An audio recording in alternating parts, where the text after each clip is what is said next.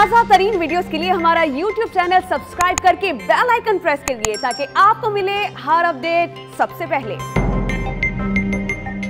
आपको अपडेट करें, हुकूमत ने एक बार फिर सोशल ऐप टिकटॉक पर पाबंदी आयद कर दी गई है। मजीद तफसीलात जानते हैं डॉन न्यूज के नुमाइंदे जावेद हुसैन से। जावेद, बताएगा पाबंदी क्यों आयद की गई है? जी देखिए, ये पीटीए की जानिब से जो अलामिया जारी किया गया है, इसमें बताया गया है कि ये कार्रवाई प्लेटफॉर्म पर नामुनासिब मवाद की मुस्तकिल मौजूदगी और प्लेटफॉर्म के ऐसे मवाद को रोकने में नाकामी की वजह से इस पे पाबंदी आयद की गई है और इसका जो इतलाक है वो आज से किया गया है। और इसका जो पीका एक्ट है 2016 उसकी मुतालिका दिफात की रोशनी में ये पाबंदी आयद की गई है। इससे कबल भी जो है वो 2 बार जो है वो सोशल मीडिया ऐप पर जो पाबंदी आयद की गई थी, जिसमें अदालत उज़्मा की जानिब से जो अदालत मुख्तलिफ अदालतों की जानिब से जो है वो फैसले सामने आए थे, लेकिन बाद में इस ऐप को जो है बहाल कर दिया गया था। लेकिन अब हुकूमत ने एक बार फिर इस पर पाबंदी आयद की है और इस पर